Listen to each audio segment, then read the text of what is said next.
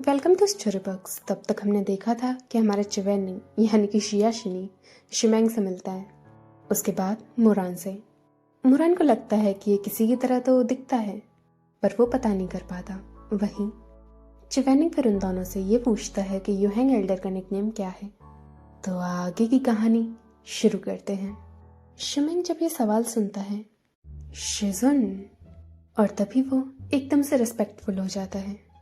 शिशैंग peak में जितने भी एल्डर्स हैं उनमें से केवल मेरे शिजुन ही हैं जिनका किसी ने कोई नाम नहीं रखा। किसी में इतनी हिम्मत नहीं जो मेरे शिजुन के लिए मजाक बनाए। तभी मुरान उसे काटता है, बकवास। सबको पता है कि तुम्हें शिजुन कुछ ज्यादा ही पसंद है, इसीलिए तुम्हारे आगे वो उन्हें उस नाम से नहीं पुकारते। तभी मुरान चिवेनिंग को गोद में लेकर अपने पास बिठाता है और धीरे से कहता है, इसकी मत सुनो, मैं बताता हूँ। शिशैंग पीक में जितने भी एल्डर्स हैं उनमें से यूहेंग एल्डर के तो सबसे ज्यादा नाम है। चिवेनिंग उसकी ओर देखता है और कहता है, क्या सही में? वो सही में मुरान से ये बातें निकलवाना चाहता था। जैसे कि? मुरान कहता है, जैसे कि देखो, सबसे इज्जत भरा नाम तो सफेद भूत है। चिवेनिंग बोलता है, सफेद भूत? उनको ये क्यों बुलाते हैं? मुरान हंसता है और कहता है, क्योंकि या तो दिन हो या रात वो हमेशा सफेद कपड़े पहनते हैं। चिवेनिंग पूछता है, और क्या बुलाते हैं? मुरान हंसता है, गोभी का फूल। चिवेनिंग पूछता है, ये क्यों बुलाते हैं? मुरान कहता है, क्योंकि वो हमेशा सफेद कपड़े पहनते हैं। चिवेनिंग पूछता है, और क्या बुलाते हैं? मुरान कहता है, मोमो। चिवेनिंग फिर पूछता है, ये क्यों बुलाते हैं? मुरान हंसता है, क्योंकि वो हमेशा सफेद कपड़े पहनते हैं। चिवेनिंग पूछता है, और? मुरान हंसता है, विधवा। ये चीज तो चिवेनिंग को समझ भी नहीं आती कि विधवा वो क्यों बुलाते हैं। वो पूछ पाता कि उससे पहले ही मुरान हंसता है और कहता है, तुम जानना चाहते हो उन्हें ये क्यों बुलाते हैं? बेचारा इस बात से अनजान था कि चिवेनिंग की आंखों में मासूमियत नहीं बल्कि उसे मारने की साजिश चल रही थी। और वो ऐसे ही हंसता रहता है और बोलता है, क्योंकि वो हमेशा सफेद कपड़े पहनते हैं। सच में अगर चिवेनिंग में सेल्फ कंट्रोल नहीं होता ना, तो वह भी उठकर मुरान को कई सारे झापड़ लगा देता। फिर उसके बाद शिशैंग पीक के एक एक डिसाइपल को नहीं छोड़ता। और वो पूछता है, और क्या बुलाते हैं? मुरान फिर शिमैंग की ओर देखता है और कहता है, अगर मैंने और भी बताए तो मुझे डर है कि मेरा भाई मेरा सर फोड़ देगा। और तभी शिमैंग टेबल पर मारता है और कहता है, कितना घटिया है। उन्हें इजाजत किसने दी कि वो शिजुन के बारे में ये सब बोले? क्या मतलब है गोभी का फूल, मोमो, और वो भी विधवा? छी! क्या वो जीते जी परेशान हो गए हैं जो सीधा मौत के घाट उतरना चाहते हैं? मुरान उसे जवाब देता है, अभी से पागल हो गए? तुमने तो अभी ये तक नहीं सुना कि फीमेल डिसाइपल्स शिजुन को क्या बुलाती हैं। सुनोगे तो तुम्हारे रोंगटे खड़े हो जाएंगे। शिमैंग आश्चर्य में आ जाता है और पूछता है, क्या बुलाती हैं उन्हें? मुरान कहता है, हाँ, क्या ही बुलाएंगी, आखिर वो लड़कियां हैं, जो भी बोलेंगी उनके मुंह से फूल ही झड़ेंगे। बसंत का फूल, रात की चांदनी, स्वर्ग की अप्सरा, सर जूलेनान, वर्ल्ड बेस्ट ब्यूटी। हे भगवान! ये नाम सुनकर चिवेनिंग के पास कोई शब्द नहीं थे। उसके साथ साथ शिमैंग के पास भी कुछ नहीं था कहने को। तभी मुरान कहता है, शिजुन के नाम तो फिर भी अच्छे हैं अगर हम तानलांग एल्डर के देखें तो। उनके नाम तो और भी ज़्यादा बदतर हैं, क्योंकि एक तो वो गुस्सैल हैं, ऊपर से शिजुन की तरह सुंदर भी नहीं दिखते। शिशैंग पीक के 20 डिसाइपल्स में से एक तानलांग एल्डर ही हैं जिनके संग चिवेनिंग का रिश्ता कुछ ज़्यादा खास नहीं। तो फिर वो पूछता है, उनको क्या बुलाते हैं? मुरान कहता है, ऐसे ही नाम है कुछ, सर्दियों का अचार, सरसों का तेल, क्योंकि उनका रंग थोड़ा सांवला है ना, इसीलिए। और मुरान हंसता है और शिमैंग की ओर देखकर कहता है, मैंग मैंग, मेरी ओर इस तरह से मत देखो प्लीज। चिंता मत करो, शिशैंग पीक के वासियों ने तुम्हारे लिए भी कई नाम रख रखे हैं। शिमेंग जब ये सुनता है तो वह एकदम से आश्चर्य में आ जाता है। क्या, मेरे भी? मुरान मुस्कुराता है। हाँ हाँ, तुम्हारे भी। शिमेंग तभी अपना गला साफ करता है और कहता है, अच्छा, तो मुझे क्या बुलाते हैं? मुरान कहता है, फड़फड़ाना। शिमेंग को समझ नहीं आता, क्यों, ये नाम क्यों? मुरान एकदम से सीरियस हो जाता है। क्या मतलब क्यों? तुम्हें समझ नहीं आया? ये जाहिर सी बात है। और ये बात कहते ही वो जोरों जोरों से हंसने लगता है। भाई मेरे, तुम पीकॉक हो और उसी की तरह अपने पंख फड़फड़ाते रहते हो, इसीलिए फड़फड़ाना। शिमेंग गुस्से से सर से लेके पैर तक पूरा लाल हो जाता है और चिल्लाता है, मोरान, इधर आओ, मैं तुम्हें अभी मारता हूँ। और ऐसे ही जब तक वे अपना पूरा भोजन खाते हैं, उसके बाद शशांक पीक तक पहुंचते हैं, तब तक आधी रात हो जाती है। चिवेनिंग राजी हो जाता है कि उसके जो 2 डिसाइपल्स हैं उसको वो शुआंगजी एल्डर के पास छोड़ दें। शुआंगजी एल्डर के पास छोड़ने के बाद शिमेंग चिवेनिंग से पूछता है कि क्या वो कल मिल सकते हैं वहीं उस बैम्बू फॉरेस्ट में। लेकिन चिवेनिंग को नहीं पता था कि वो कल तक इस स्टेट में रहेगा या फिर वापस बड़ा हो जाएगा। तो फिर वो केवल कहता है कि अगर वो फ्री हुआ तो हाँ, मिल लेगा। और चिवेनिंग इंतज़ार करता है जब तक उसके 2 डिसाइपल्स वहाँ से चले नहीं जाते, और तभी वो सीधा रेड लोटस पैविलियन जा पाता है। फिर अगली सुबह चिवेनिंग जब उठता है तो फिर से अपने आप को बच्चे के शरीर में पाता है, और अब तो उसकी उम्मीद ही टूट गई थी। वो काफ़ी निराश था और उठ के शीशे में खुद को बस ताड़े जा रहा था और मुश्किल ही अपने बालों को ठीक से एक पोनीटेल में बना पा रहा था। फिर उसे लगता है कि बात ऐसे ही नहीं बनेगी, और सीधा वो शू सेंगयोंग की तलाश में निकल जाता है। फिर वो दोनों मिलते हैं और उसको वो सारी बातें बताता है। शू सेंगयोंग फिर कहता है, क्या तुम कल रनार और मैंगेर से मिले थे? चिवेनिंग कहता है, हाँ, मैंने उनको बोला मैं शुआंगजी एल्डर का डिसाइपल हूँ, और उनको इस बात का शक भी नहीं हुआ। अगर आगे शिमेंग आए और मेरे बारे में बात करे तो आप उसे बता दीजिएगा। ऊपर से 10 दिन हो चुके हैं, मैं इतने दिन से कल्टीवेशन कर रहा हूँ, लेकिन कुछ नहीं हो रहा। मुझे लगता है मुझे तानलंग के पास ही जाना होगा। तभी शू सेंगयोंग कहता है, ओहो युहेंग, तुम्हें क्या हो गया है और इतने क्यों निराश हो? इसीलिए क्योंकि तुम्हें किसी से मदद मांगनी पड़ रही है। चिवेनिंग तभी उसकी ओर गुस्से से देखता है, लेकिन जब वो गुस्सा एक बच्चा दिखाता है तो वो गुस्सा कम क्यूटनेस ज़्यादा लगता है। जैसे चिवेनिंग शू सेंगयोंग से चॉकलेट मांग रहा हो लेकिन उसने दी ना हो। सच कहा जाए तो बच्चे के रूप में चिवेनिंग बहुत प्यारा लगता है कि शू सेंगयोंग खुद को रोक नहीं पाते और अपना हाथ बढ़ाकर चिवेनिंग के सर को सहलाने लगते हैं। चिवेनिंग फिर कहता है, महाराज, जब मेरा शरीर पहले जैसा हो जाए तो मेरे लिए नई पोशाक बनवा दीजिएगा, और वो सफ़ेद नहीं होनी चाहिए। शू सेंगयोंग ये सुनकर सरप्राइज होता है और पूछता है, एकदम से ये ख्याल क्यों? और मुझे लगता है कि तुम्हें सफ़ेद के अलावा कोई कलर पसंद ही नहीं है। तो फिर? चिवेनिंग कहता है, कुछ नहीं, बस कुछ नया पहनना था। लेकिन उसके एक्सप्रेशन बिल्कुल भी कैजुअल नहीं थे। जब वो ये बात कर रहा था तो उसके दिमाग में गुस्सा भरा हुआ था कि उसको ना जाने क्या क्या नाम से नहीं पुकारा जाता। और वो दोनों तानलंग एल्डर के पास निकल पड़ते हैं। तानलंग एल्डर भी चिवेनिंग को कुछ ज़्यादा खास पसंद नहीं करते थे, लेकिन महाराज के आगे उन्हें शांत रहना पड़ता है। भले ही वो जो बातें कर रहे थे या चिवेनिंग से कुछ पूछ रहे थे तो वो काफ़ी प्रोफेशनल लग रहे थे, लेकिन मन ही मन चिवेनिंग पढ़ पा रहा था कि वो उसकी खिल्ली उड़ा रहे हैं। वहीं तानलंग एल्डर चिवेनिंग के हाथ की नस को चेक कर रहे होते हैं। उसकी पल्स चेक करने के बाद वो बोलते हैं, जो मैडम वांग ने बताया है वो कहीं ना कहीं सही है। तभी चिवेनिंग अपना हाथ एकदम से झटकता है और पीछे कर लेता है और बोलता है, तो 10 दिन में कोई सुधार क्यों नहीं है? तानलंग एल्डर बोलते हैं, एंशिएंट विलो वाइन से तुम्हें ज़्यादा चोट नहीं पहुंची, लेकिन उसका असर काफ़ी गहरा है जो भी रस उसका तुम तक पहुंचा वो बहुत शक्तिशाली है।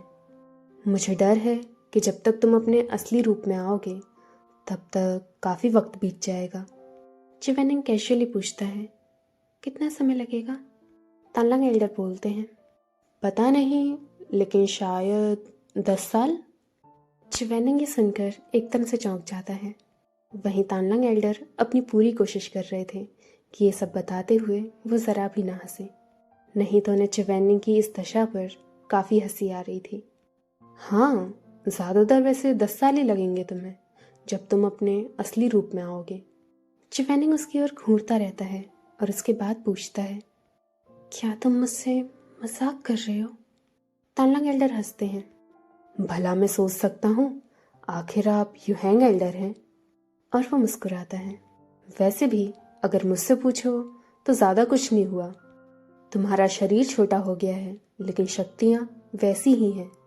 तो क्यों तुम पहले जैसा होना चाहते हो और इतनी जिद पे अड़े हुए हो? चिवेनिंग वहीं सदमे में था, वो कुछ नहीं कहना चाह रहा था। वहीं तानलांग बोलता है, और तो और कोई गारंटी नहीं है कि तुम 10 साल बाद ही अपने असली रूप में आओगे।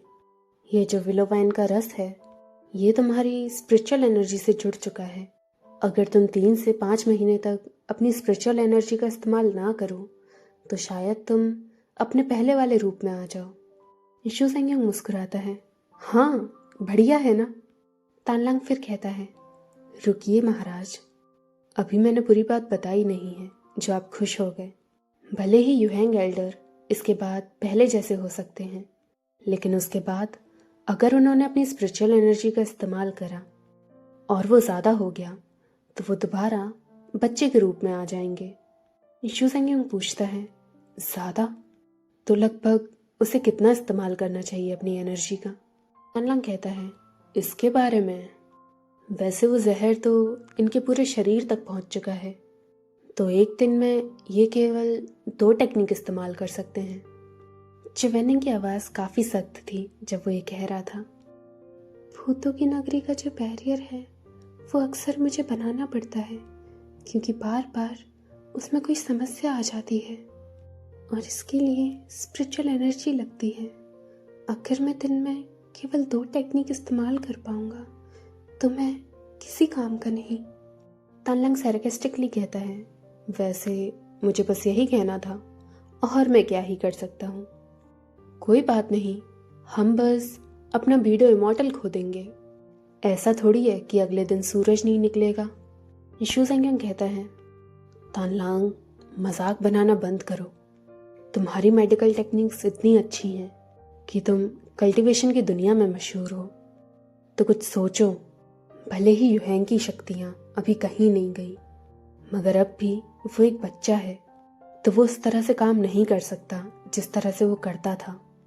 और मुझे ये बताने की ज़रूरत नहीं कि अगर बाकी कबीलों को पता लगा कि युहैंग जिनचंग लेक से ज़ख्मी हो गया था तो वो ज़रूर युहैंग के साथ कुछ गलत करेंगे, जिससे शिशेंग पीक को ही हानि होगी। 10 साल बहुत लंबा वक्त है, तो क्या तुम कुछ दवाइयाँ नहीं देख सकते या फिर कुछ ऐसा जो कि... तभी तानलांग उसकी बात को काटता है, महाराज, जो जहर बीडर मॉडल के फैला है वो कोई आम जहर नहीं है, बल्कि एंशिएंट विलो वाइन के पेड़ की आत्मा का है। तो आपको क्या लगता है मैं इतनी जल्दी कोई सुझाव बता दूंगा? शू सेंगयोंग शांत हो जाता है और कुछ नहीं कह पाता। तानलांग फिर कहता है, तो यही बात ख़त्म होती है। मैं बगीचे में जाता हूँ, मुझे कुछ जड़ी बूटियाँ इकट्ठा करनी है। आप दोनों तब तक कहीं और क्यों नहीं चले जाते? अपना काम करिए, आराम करिए, सुझाव मिला तो मैं बता दूंगा। शू सेंगयोंग फिर तानलांग को रोकने की कोशिश करता है, तानलांग। लेकिन तभी चिवेनिंग शू सेंगयोंग की पोशाक को पकड़ता है और बोलता है, महाराज चले यहाँ से। और जब तक वो दोनों दरवाजे तक पहुँच जाते हैं तभी तानलांग की आवाज़ आती है, चिवेनिंग, अगर तुम मेरे से इज्जत से और मान से दरख्वास्त करो तो शायद मैं कोई सुझाव बता सकता हूँ अभी। वैसे मैंने आज तक किसी को इस तरह देखा नहीं है, लेकिन इसका मतलब ये नहीं कि मैं इसका तोड़ नहीं निकाल सकता। तो तुम कुछ सोचते क्यों नहीं इसके बारे में? काफ़ी समय बीत जाता है, कोई कुछ नहीं बोलता और चवेनिंग पीछे मुड़ता है और उसकी ओर देखकर बोलता है, तुम्हारी नज़र में इज्जत और मान क्या होगा? वहीं तानलांग आराम से अपनी जड़ी बूटियों का काम कर रहा होता है और चवेनिंग की ओर एक नज़र डाल के कहता है, क्या हो सकता है? जब कोई हद से ज़्यादा दुविधा में हो कि उसके पास कोई रास्ता ना हो, तो वो ज़मीन पर गिरकर अपनी नाक रगड़कर सामने वाले से दरख्वास्त करता है, वैसे हम दोनों कलीग्स हैं तो मैं तुम्हारी नाक नहीं रगड़वाना चाहता, बस अपने घुटनों पर आओ और ज़रा अपनी दरख्वास्त सुनाओ। चिवेनिंग कुछ नहीं कहता और बस उसकी ओर इंडिफरेंटली देखता रहता है। फिर उसके मुंह से बस यही शब्द निकलते हैं, सरसों के तेल, तुम सपने देख रहे हो? और बस इसी में चिवेनिंग अपना हाथ छटकाता है और वहाँ से निकल जाता है। वहीं तानलांग एल्डर काफ़ी ज़्यादा कंफ्यूज थे और बस यही पता लगा रहे थे कि सरसों का तेल इसका मतलब क्या है। और फिर योहेंग एल्डर ये सूचना दिलवाते हैं कि वो कुछ समय के लिए सेक्लूशन में जा रहे हैं क्योंकि उन्हें मेडिटेट करना है ताकि वो ये बात छुपा सकें। और धीरे धीरे शू सेंगयोंग, मैडम वांग, तानलांग एल्डर, इनको पता लग गया था, तो चिवेनिंग नहीं चाहता था कि इनके अलावा और किसी को भी पता लगे। बाकी बात में ये सब लोग शुआंगजी एल्डर को भी बता देते हैं ताकि वो ये कवर अप कर सकें कि शियाशिनी उन्हीं का डिसाइपल है। और ऐसे ही कई हफ्ते बीत जाते हैं। रेड लोटस पैविलियन के द्वार अब भी बंद थे और वहीं शुमेंग और बाकी डिसाइपल्स काफ़ी ज़्यादा चिंतित थे। इतने दिन हो गए हैं, शिजुन अब भी सेक्लूशन में है, वो कब आएंगे? और अब तक आ जाना चाहिए था। शिमी कहता है, हो सकता है वो अपना कल्टीवेशन लेवल बढ़ा रहे हों। और तभी वो चाय पीने लगता है और कहता है, लगता है बर्फ़ गिरने वाली है, जल्दी ही नया साल आ जाएगा, पता नहीं तब तक शिजुन यहाँ आएंगे या नहीं। मोरन वहीं एक बुक पढ़ रहा होता है जो कि तलवारबाजी के ऊपर थी और बोलता है, मुश्किल है, अभी जो शिजुन ने हमें सूचना पहुंचाई है उसमें उन्होंने यही बताया कि अब भी कई दिन लगेंगे, तो मुश्किल है कि वो आएंगे नए साल पर। आज शिशिंग पीक की छुट्टी थी जहाँ किसी भी डिसाइपल को कल्टीवेशन करने की कोई ज़रूरत नहीं पड़ती। तो मोरान, शुमेंग, शिमी ऐसे ही सर्दियों में चाय पी रहे होते हैं और एक दूसरे के साथ वक्त बिता रहे होते हैं, लेकिन वो इस बात से अनजान थे कि जिधर वो अपने शिजुन को याद कर रहे हैं, उनका शिजुन उनके ग्रुप का एक नया मेंबर बन चुका है जो कि उनके लिए शुआंगजी एल्डर का छोटा सा डिसाइपल है। हाँ, तो शुआंगजी एल्डर का डिसाइपल शियाशिनी। जब से वो शुमेंग से मिला है, शुमेंग हमेशा इस बेचारे बच्चे को इधर उधर घुमाता ही रहता है और इसी तरह इन चारों का ग्रुप काफ़ी मजबूत हो गया था जो अक्सर साथ में ही पाते थे। तो इसीलिए योहेंग एल्डर का ग्रुप जो कि 3 डिसाइपल्स का था वो अचानक से 4 डिसाइपल का हो जाता है। और अभी फ़िलहाल चिवेनिंग जो कि शियाशिनी है वो इन सब की बातों को नज़रअंदाज कर रहा था और अपनी पेस्ट्रीज़ का लुफ्त उठा रहा था। वो एकदम एक डिसेंट पर्सन की तरह खा रहा था, लेकिन उसके खाने की स्पीड काफ़ी जल्दी थी, जिसे देख शुमेंग कहता है, वाओ शाओशिदी, तुमने अपने पेट में ये कुआं कहाँ से लाया है? वहीं चिवेनिंग अब भी उस केक को आराम से खा रहा था। वो उस मंथस केक इतना डिलीशियस था कि शुमेंग की बातों का जवाब देने के चक्कर में वो उसका स्वाद नहीं बिगाड़ना चाह रहा था। और आफ्टर ऑल वो इस खाने के मामले में किसी से लड़ाई भी तो कर रहा था। मोरान भी खूब लगा पड़ा था कि चिवेनिंग को वो सारी पेस्ट्रीज खाने ना दे। और फिर वहाँ प्लेट में आखिरी लोटस पेस्ट्री होती है जिस पर चिवेनिंग और मोरान दोनों का हाथ संग में ही पड़ता है। दोनों एक दूसरे की ओर देखते हैं और चिवेनिंग कहता है, छोड़ो इसे। मोरान बोलता है, नहीं। चिवेनिंग कहता है, हटो। मोरान कहता है, तुम पहले ही 8 पेस्ट्रीज खा चुके हो, तो ये वाली मेरी है। चिवेनिंग कहता है, तुम कोई भी खा लो, पर ये लोटस पेस्ट्री नहीं, ये मेरी है। मोरन फिर शियाशिनी की ओर घूरने लगता है और फिर अपना हुक्म का इक्का निकालता है। शिदी, तुम्हें पता है अगर तुम ज़्यादा मीठा खाओगे तो तुम्हें कैविटीज हो जाएंगी। च्यवनिंग काफ़ी शांत था। ठीक है, हो जाने दो, मैं 6 साल का हूँ, कोई शर्मनाक बात नहीं। इस बात पर मोरन स्पीचलेस हो गया था। तभी एकदम से शुमेंग मोरन के सर पर हाथ मारता है और उससे शिकायत करता है, मोवियो, तुम कितने पागल नहीं हो सकते। अब तुम शिदी से खाने के पीछे लड़ोगे, क्या उम्र है तुम्हारी। वही मोरन अपना सर पकड़ता है। आह शुमेंग। और इतने में ही च्यवनिंग सीधा अपनी लोटस पेस्ट्री को हाथ में ले लेता है। वो काफ़ी सेटिस्फाइड था कि वो ये जंग जीत गया और उसको पेस्ट्री मिल गई और धीरे धीरे वो उस पेस्ट्री को खाने लगता है। वहीं फिर मोरन चिल्लाता है, शिदी फिर नहीं।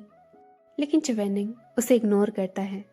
वो पूरा घुसा हुआ था कि उस पेस्ट्री का लुत्फ आराम से उठाए। वो चारों अपने में ही लगे हुए थे। लेकिन तभी एक आवाज़ बजने लगती है जो कि काफ़ी तेज़ थी और ये आवाज़ पूरे शशंक पीक में बज रही थी। च्यवनिंग ये आवाज़ सुनकर घबरा जाता है। वहीं शुमेंग बाहर पर्दों को हटाता है और बाहर देखता है। बाहर जितने भी डिसाइपल्स थे वो सब भी इस आवाज़ को सुन रहे होते हैं। ये आवाज़ असल में गैदरिंग विसल थी। ये आवाज़ तब बजाई जाती है जब कोई अनहोनी हो चुकी हो या फिर कोई ऐसा संकेत देना हो जो कि अत्यंत आवश्यक हो। तो इस दौरान सबको दांगशी हॉल में जाना होता है। च्यवनिंग के इस कबीले में आने से पहले यह आवाज़ अक्सर बजा करती थी, क्योंकि भूतों की नगरी से जब भी भूत बाहर आ जाते तो इन सब को उन भूतों से लड़ना पड़ता था। लेकिन च्यवनिंग के आने के बाद यह आवाज़ रेयरली ही बजती थी। वहीं शिमी शुमेंग के पास जाता है और बोलता है, ये क्या है, आखिर ऐसा क्या होने वाला है। शुमेंग कहता है, पता नहीं, एक बार हम देख कर आते हैं। वही सब इस आवाज़ को सुनकर आश्चर्य में थे, सिवाय मुरान के। उसे पता था ये आवाज़ क्यों बजी, लेकिन वो भी अंदर ही अंदर घबराया हुआ था, क्योंकि पास्ट लाइफ के दौरान से ये समय काफ़ी जल्दी आ गया। और ऐसे ही वो चारों डिसाइपल शशंक पीक के दांगशी हॉल में पहुंचते हैं, जहां सारे डिसाइपल्स खड़े हुए थे। तभी उनके बीच में से यीशु सेंग्योंग आता है, लेकिन वो अकेला नहीं था, उसके साथ 6 औरतें भी थी। और वो लोग गद्दी के पास चले जाते हैं। कुछ औरतें सख्त थी, लेकिन वहीं काफ़ी गॉर्जियस थी। बाकी औरतें काफ़ी ज़्यादा नर्म दिल लग रही थी। उन लोगों ने केवल सिल्क का एक वस्त्र धारण करा हुआ था, जबकि इतनी सर्दी में वो वस्त्र कोई नहीं पहनता। और उनकी आंखें गोल्डन कलर की थी, जैसे उनमें से स्कारलेट फ्लेम्स निकलती हों। मतलब रेडिश और गोल्डन का जो मिक्सचर था वो उनकी आंखों से निकल रहा था। और उनके माथे पर एक लाल रंग की बिंदी लगी हुई थी, जो कि एकदम आग की तरह थी। शुमेंग जब उन्हें देखता है तो वो चौंक जाता है। केवल वही नहीं, दांगशी हॉल में जितने भी लोग थे सब उन 6 औरतों को देखकर चौंक जाते हैं और वो उन्हें देखता रहता है। फिर उसके मुंह से निकलता है, फैदर कबीले के लोग, क्या ये लोग कभी न मरने वाले लोगों की जगह से आए हैं। और इसी के साथ हमारा चैप्टर ख़त्म होता है। आप बताइएगा आपको ये चैप्टर कैसा लगा। बस कुछ वक्त और ये कहानी बहुत अच्छी होने वाली है। तो आगे जानने के लिए देखते रहिए स्टोरी बग्स।